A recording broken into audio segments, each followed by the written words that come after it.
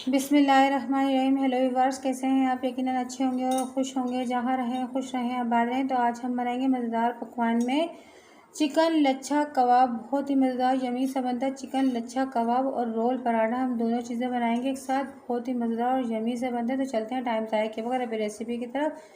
3 चमचे मैंने बेसन लिया है, नमक लिया है, जायफल का एक टुकड़ा लिया है, जावित्री के थोड़े से पीस लिए हैं मैंने, और ये मैंने लिए कुटी हुई काली मिर्च ली है। ये टिक्का मसाला लिया है मैंने, लाल मिर्च पाउडर, कुटी हुई मिर्च, ये सब गरम आधा मसाला चमचा है, लिया है, आधा चमचा कुटा हुआ जीरा, कुटा हुआ धनिया धनिया है, और गरम मसाला। जीरा मैंने है। तीनों चीज़ें आधे आधे चमचा लिया है। फिर मैंने 100 ग्राम के करीब दही लिए, 3 चमचे अदरक लहसुन लिया है, और एक बड़ी सी प्याज को मैंने बिल्कुल यानी कि इसको फ्राई कर लिया। और 300 ग्राम मेरे पास चिकन है, मैंने सीने का पूरा पीस लिया, यानी कि 1.5 पीस है मेरे पास चिकन का। पूरा 300 ग्राम से ज़्यादा ही है ये।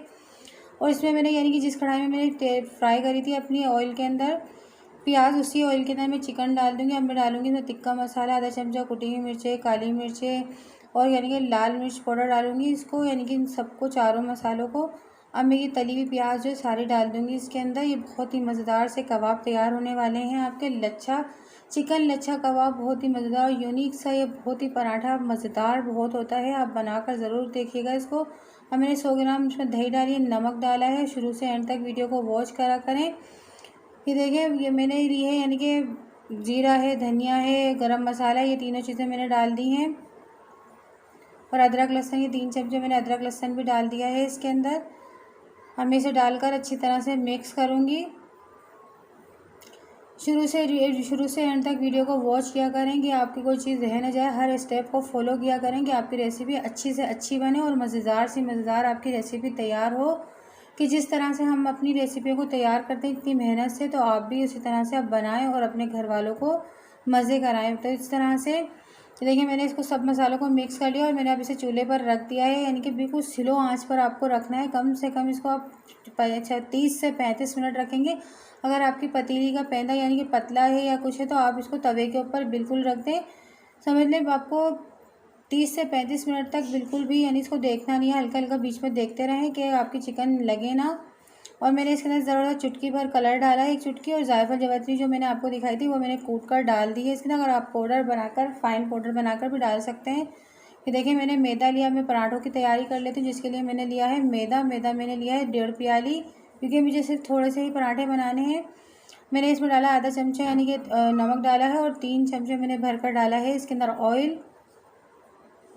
मैं इसे सख्त, बिल्कुल सख्त आटा गूंद लूँगी इसको, यानी कि बिल्कुल डो की, यानी सख्त नॉर्मल घर के थोड़े से नॉर्मल आटे से थोड़ा सख्त गूंदना है मुझे। अभी देखिए, मैंने इसको गूंद लिया। आपकी 1.5 प्याली के मैदे से अच्छा खासा यानी कि 6 पराठे आपके तैयार हो जाएंगे नॉर्मल साइज़ के। ये देखिए अच्छी तरह से, अगर आपको ज़्यादा बनाना है तो इसकी क्वान्टिटी को आप डबल कर सकते हैं। देखिए, मैं इसको अच्छी तरह से गूंद कर इसे खूब यानी कि ठहरा दूँगी। ईद पर मेहमान आते हैं, अक्सर मेहमान आते हैं, बाहर से बहुत महंगा पड़ता है इस तरह के खाने, तो आप घर में ही बनाकर तैयार कर लें। ये देखिए, मैंने बीच बीच में मैं इसको देखती रही हूँ, क्योंकि मैंने इसे तवे पर ही रख दिया था, क्योंकि बहुत स्लो मसाला लगने के डर की वजह से मैंने तवे पर ही इसको रख दिया था।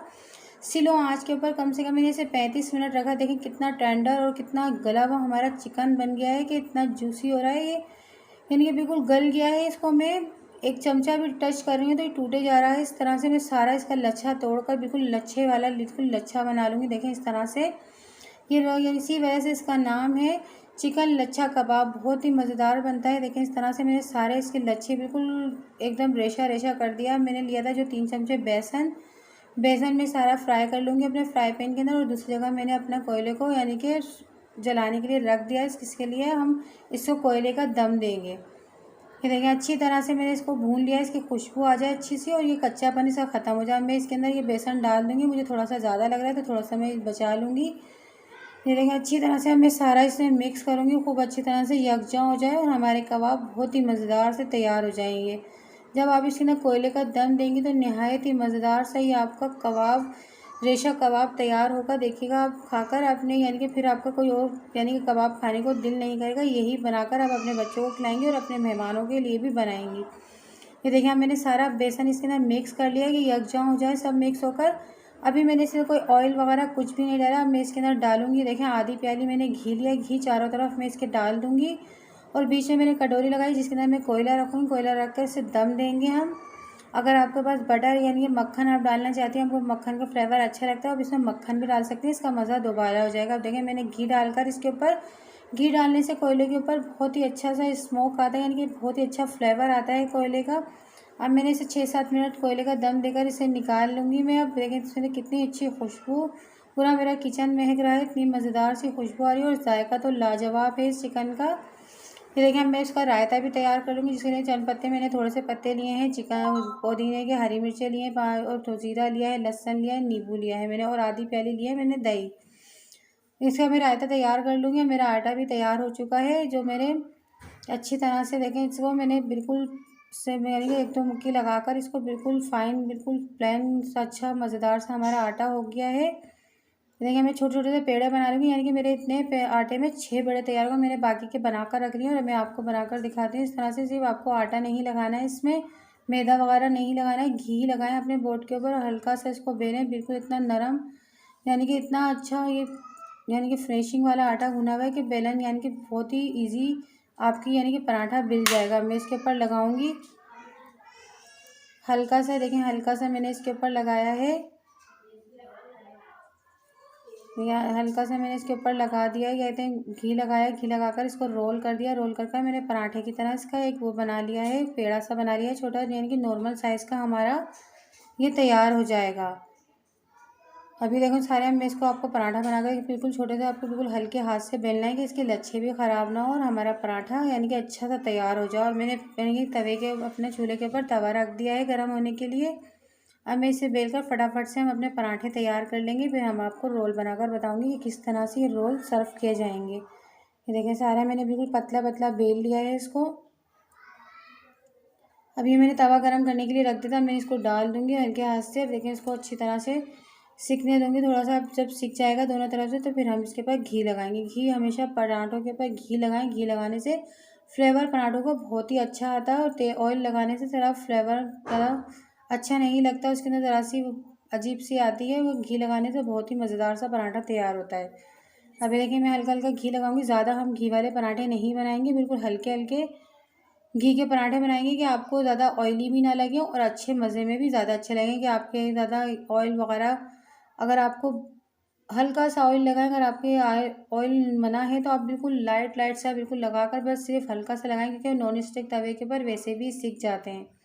ये देखिए मैंने बिल्कुल हल्का सा लगाया, आपको नज़र भी आ रहा होगा, बिल्कुल भी बहता हुआ मेरे पराठे पर नहीं हो रहा, नहीं लग रहा। मैंने सारे पराठे तैयार कर लिए। देखिए मेरा लच्छा चिकन भी तैयार है, रायता भी तैयार है और मैंने लच्छे वाली प्याज भी काट कर तैयार कर ली है। ये देखें कितनी अच्छी लगी, बिल्कुल लच्छेदार प्याज काट ली है मैंने।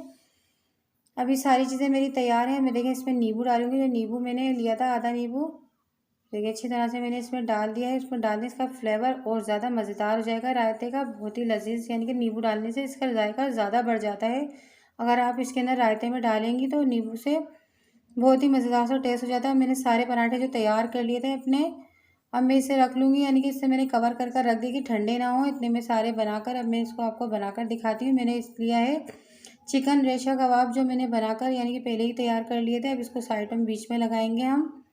आप इसमें केचप भी डाल सकते हैं, मगर हम बिल्कुल सादे जिस तरह से सर्व किए जाते हैं उसी तरह से मैं आपको बताऊंगी। बहुत ही मज़ेदार इसका जायका होता है। ये देखिए पहले मैंने रेशा कबाब लगाए हैं, फिर इसके ऊपर मैंने रायता लगाया है दही का और फिर उसके ऊपर लच्छा प्याज लगा दी है। अब मैं इसे रोल कर कर इसको बहुत ही मज़े रोल कर लूँगी और देखें कितना मज़ेदार इसका लुक है ना, कितना मज़ेदार, बाज़ार से भी अच्छा मज़ेदार सा ये रोल पराठा।